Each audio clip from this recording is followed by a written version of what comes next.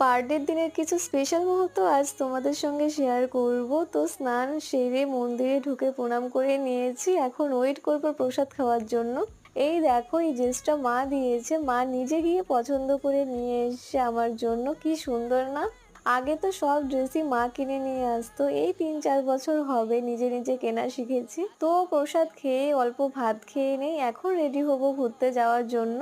এই ড্রেসটা না অনেকটাই লুজ হচ্ছে, এটা পরে আজ বের হওয়া যাবে না।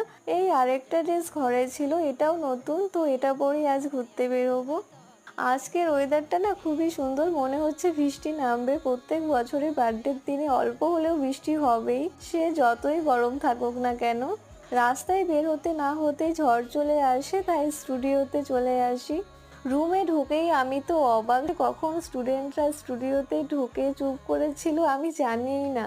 এতটা ভয় পেয়েছি ওদের এত কিছু প্ল্যানের